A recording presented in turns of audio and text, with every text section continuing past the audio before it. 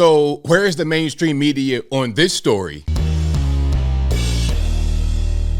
How's everybody doing? My name is Anthony Brian Logan, and today we got to talk about a block party in Baltimore, Maryland that went wrong and left 28 people shot and 2 dead, and most of the victims are teenagers. Now, before I get into the video, may those who died rest in peace, and to those who are shot, may you get well soon.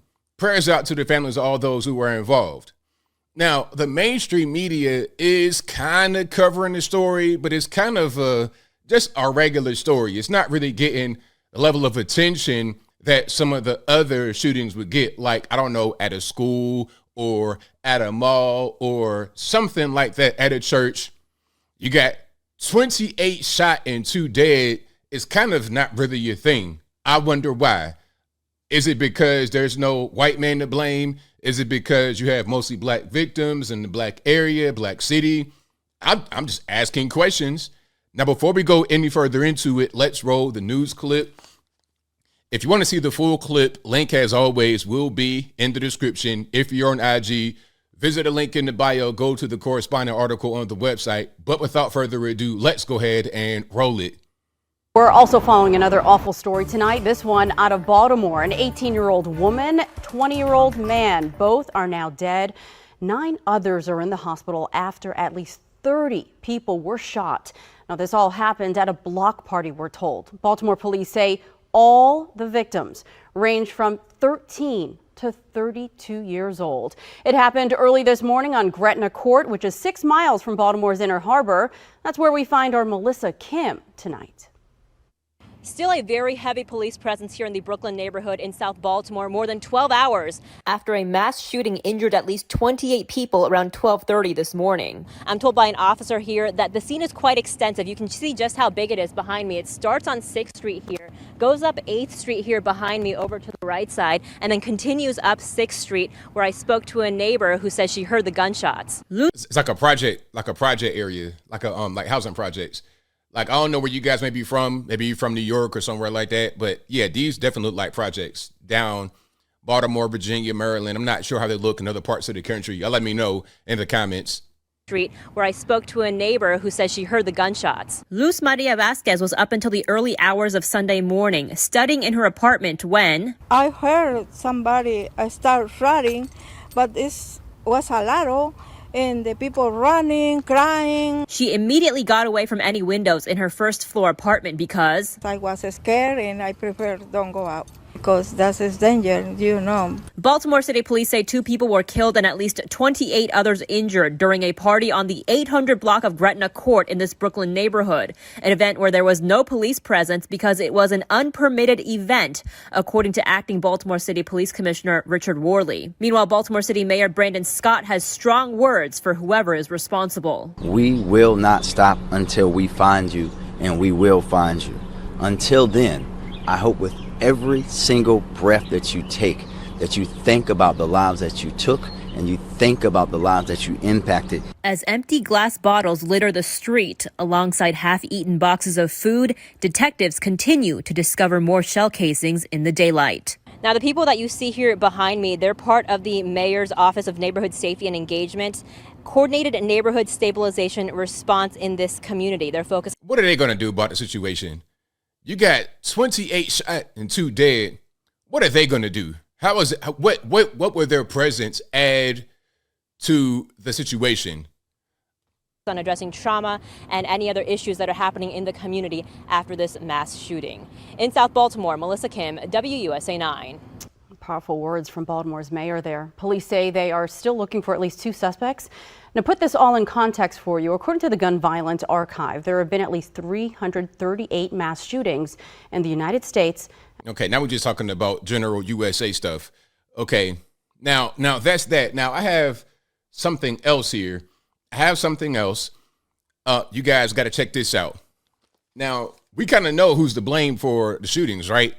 The people that are out there shooting, the criminals, the lawless people that are out there doing whatever they want to do, right? That's who is to blame for the shootings. Okay, now look at this here. After South Baltimore mass shooting leaves 2 dead, 28 wounded, police staffing question. You might have heard it a little bit in the first clip. You might have heard it a little bit. They're talking about there was no police presence because it was an unsanctioned event. It was just a kind of a random block party. It wasn't a thing where they went to the city and requested the police to be there. So, because automatically it's like, hey, where are the police? Why didn't they stop this? That was the question. So they're trying to kind of blame the police. All right, you have a housing project which are notorious nationwide for being violent places. You have a party in this housing project or low-income apartments. They look like projects to me. Maybe I'm wrong, but I doubt it. You have a party in a place like this, it's going to get violent, or it can get violent. Maybe one or two guys get shot. Maybe nobody dies. This was just widespread violence. If you were to invite me to a block party at a place like this, I would not go. I would not go unless I was paid security and I had a whole team with me and I had full body armor and my weapons and like long rifles, something like that. But beyond that, I'm not going there to hang out because I know it's dangerous. But they're questioning the police presence because they're saying maybe that's the reason why this whole thing happened. If the police were there, maybe it wouldn't have been this way. But I thought we're talking about defund the police, the white man's bad, all this and that. It's a weird thing, but let's continue here. So it's an annual thing. Oh, okay, it's an annual celebration, but it wasn't sanctioned. The annual Brooklyn Day celebration started with pony rides, snowballs, and dancing, then turned into a scene of terror as gunfire killed 2 people, wounded 28 others, and sent hundreds of terrified revelers running for cover in the South Baltimore neighborhood early Sunday. It was a shocking event in a city accustomed to violence. Now, I have a question. Maybe I've not addressed this. Maybe you guys are thinking it. Do we have an ID of any suspects? Do we have a description? Do we have a race, a gender identity? Do we have anything? Height, weight, fat, skinny, tall, small? Do we have anything like that? I mean, maybe that might be helpful in trying to bring these people to justice. Just maybe. But hey, let's continue. As investigators combed the sprawling crime scene Sunday, and city officials flooded into the Brooklyn Homes housing project, as I said, with food, diapers, and lists of resources. Diapers? What's that got to do with the mass shooting? Anyway, residents questioned why police weren't at the festival, which has been going on for 27 years and is usually well patrolled. Okay, so the police are normally there and then they weren't there.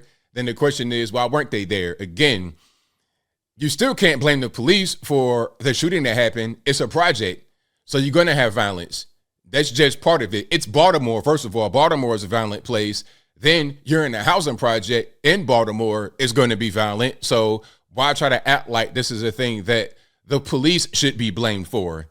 They should not be blamed for this. Quote, where was the police presence yesterday during the event? A resident demanded of city officials at an afternoon news conference. There was not one officer out here yesterday. Baltimore Police Acting Commissioner Richard Worley said police did not know about the unpermitted event until sometime Saturday. My job is to investigate to see what our officers did. Once we figured out there was a large party.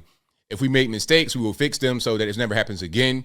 The victims are identified as Kalis Fabimi, probably, a recent immigrant, and Aaliyah Gonzalez, according to a flyer from Metro Crime Stoppers, which offered $8,000 in information leading to an arrest and charges. All right, looking for at least 2 gunmen. Can we get something? Videos on social media showed a young man pulling a large semi-automatic weapon out of his bag and young people hopping the fence to flee the crime scene. Okay, maybe I can link to that video if I can find that in the description. Officers found 10 wounded people, et cetera, et cetera. Let me see. Councilwoman Felicia Porter, who represents the neighborhood, said she was angry about the lack of a police presence at the festival. Can we stop right here? Now, if you're a councilman and that's your neighborhood, shouldn't that be part of your job to secure security and police presence for the event? Maybe I'm wrong about that, but shouldn't that be what you do? If it happens every year and there's going to be a need for police presence, why didn't you secure that before the event took place? Why didn't you guys contact the city to make sure that everything was on the up and up? All the I's were dotted and T's were crossed. Why didn't y'all do that? Rather than just saying that it's them that's responsible, where were you and your responsibility toward, your constituents in this particular neighborhood? That's just a question to ask. Anyway, quote, the fact that there were no police officers here is an immense systemic failure, Porter said as she stood near the scene. In a written statement, Porter clarified that there are multiple levels of system failure from various agencies. Brooklyn has always and forever been a neglected community, Porter said at the afternoon news conference. Porter said she has requested a city council hearing Wednesday to determine why police were not present. If you can request a city council hearing after the tragedy happens, why can't you request police presence before the tragedy happens? And if you cannot get police presence, then don't have the event. I'm just throwing out some solutions. Maybe I'm wrong. Maybe I'm right. It is what it is. I'll link to this article from the Baltimore Banner and also the video that you saw at the beginning. I will link to both of those in the description box below. But as I close, I want to say this. As I said from the beginning, rest in peace to those who died, and prayers out to the families of those who are injured and or deceased. And if everybody's injured, I hope you guys get well soon. But this appeared to have been preventable.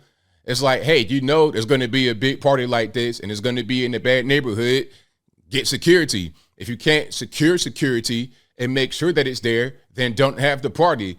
And to those that are in the neighborhood, at a certain point, you got to know who the violent people are, who the criminals are. Maybe you should get them locked up. We don't have a name. We don't have a picture of the suspect. Why? At a certain point, I think people in the community need to take responsibility for what goes on there. If you know who did this, if you know who is engaged in criminality, you guys got to step up. And those who are out there representing the community, you got to do your part as well. You all got to work together to prevent these kind of tragedies from happening, in my humble opinion. But I think I'll leave that right there for now. And what say you? How do you feel about this whole situation in Baltimore, Maryland? Where is the mainstream media? Are they going to cover it? Yes, but not to the level or with the vigor that some of the other mass shootings are covered, like at a church, at a school, at a mall, etc. Whatever your thoughts are on this, let me know in the comments below. You guys know where I'm at. This is preventable. Not surprising. The media, they don't want to touch it with a 10-foot pole.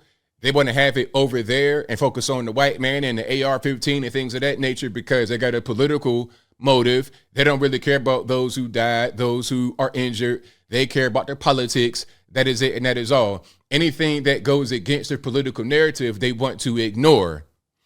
But whatever your thoughts are, please let me know in the comments below. And that's all I got to say for this video.